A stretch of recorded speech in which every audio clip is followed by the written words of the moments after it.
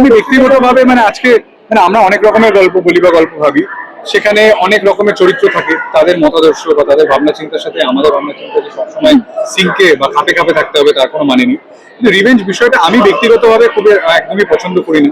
মানে পছন্দ করি না মানে এই নয় যে প্রতিবাদ করাটা উচিত নয় কখনোই, কিন্তু মানসিকভাবে রিভেঞ্জের রিভেঞ্জের পৌঁছানোর একটা লম্বা রাস্তা।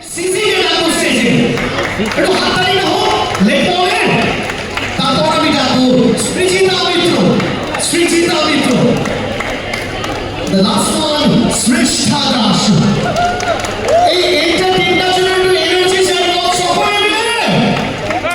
আমরা সবাই খুবই এক্সাইটেড এখন।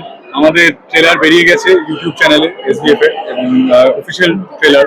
তো আজকে লেক মলে আমার প্রথম ছবির প্রমোশনের সময় এসেছিলাম, সেটা অনেক বছর হয়ে গেছে, কিন্তু আজকেও এসে সেই এনার্জিটা ফিল করছি, ভালো লাগছে খুব।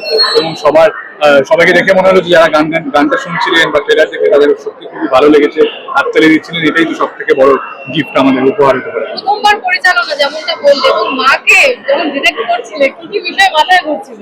হ্যাঁ, এটা খুব অদ্ভুত জিনিস যে মা যখন সেটে থাকতেন তখন একটা ওই ক্লাসরুমের পাশ মানে করিডোরের পাশ দিয়ে যখন প্রিন্সিপাল হেঁটে যেতেন তখন হঠাৎ সতর্ক হয়ে সবাই পড়াশোনা করতে শুরু করতো, ওরকমই একটা অনুভূতি যে উনি যখন সেটে ছিলেন তখন আরো ইচ্ছে করে আরো মানে কাজ দেখানো যাকে বলে, যে হাতে স্ক্রিপ্টটা নিয়ে বলে হ্যাঁ সবটা হয়ে গেছে, ওই একটা ভাব নিয়ে করা, সেটা আমি প্রথম লক্ষ্য করছিলাম। কিন্তু ওনার থাকাতে মাঝে মাঝে মানে ওইটুকু যে মানে সুযোগ পেয়েছি যে আমার প্রথম ছবিতে তিনি অভিনেত্রী হিসেবে আছেন এবং ট্রেলারেও আছেন, আপনারা নিশ্চয়ই দেখেছেন। সেটা একটা মানে সেটা আরেকটা খুবই বড় একটা উপহার।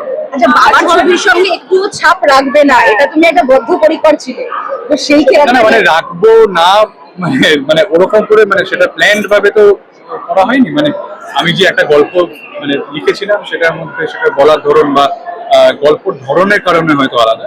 এবং পরবর্তীকালে এরকম হতেই পারে যে আমরা এমন অনেক রকমের গল্প একসাথে তৈরি করলাম যেটা আমরা এখন করছিও। এরকম নয় যে খুব একটা এরকম একটা সেট নিয়ম ছিল যে আমি ওরকম ভাবে বানাবো না। ঘটনাচক্রে এই ছবিটা আলাদা, কিন্তু ফাইনালি গিয়ে একটা সেই অর্থে যাকে বলা হয় ইয়াং জেনজি একটা ফ্লেভার আছে ছবির মধ্যে, কারণ আমরা যারা বানিয়েছি এবং আমি যেহেতু ভাবনাটা বানিয়েছি, তো আমরা সেই জেনারেশনের ছাপটা দেখতে পাবো। রাফুল্লা গায়িকা থেকে নায়িকা কেমন ছিল ব্যাপারটা? খুব ভালো লাগছে, মনে হচ্ছে একটা ছোটবেলার স্বপ্ন সত্যি হয়ে গেল। গায়িকা হব, যে প্লেব্যাক সিঙ্গিং করব, ছবির জন্য গান গাইবো, সেটা কখনো ভাবিনি।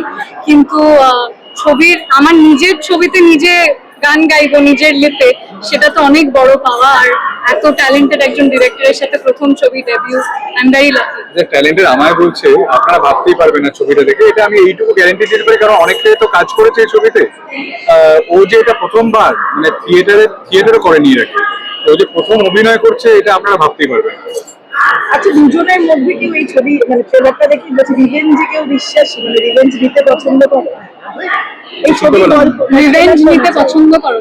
মানে রিভেঞ্জে বিশ্বাসী কি, যে রিভেঞ্জটা নিতে? আমি ব্যক্তিগতভাবে মানে আজকে মানে আমরা অনেক রকমের গল্প বলি বা গল্প ভাবি, সেখানে অনেক রকমের চরিত্র থাকে, তাদের মতাদর্শ বা তাদের ভাবনা চিন্তার সাথে আমাদের ভাবনা চিন্তা যে সবসময় সিঙ্কে বা খাপে খাপে থাকতে হবে তার কোনো মানে নেই। কিন্তু রিভেঞ্জ বিষয়টা আমি ব্যক্তিগতভাবে খুব একদমই পছন্দ করি না। মানে পছন্দ করি না মানে এই নয় যে প্রতিবাদ করাটা উচিত নয় কখনোই, কিন্তু মানসিকভাবে রিভেঞ্জের পৌঁছানোর একটা লম্বা রাস্তা আছে, সেই রাস্তাটা কিন্তু আসলে সবার হাঁটা উচিত। লাস্টে কি গেটটা হয়তো খোলা কখনোই উচিত।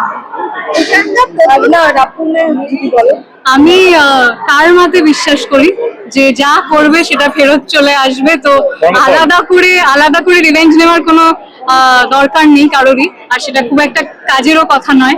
কিন্তু ওই ডায়লগটা খুব মনে পড়ে যাচ্ছে এখন, অমিতাভ বচ্চন জির ছবি বদলা লেনা হর বার সহি নেই হোতা, पर माफ कर देना भी हर बार सही नहीं होता। That's all I have to say. Thank you.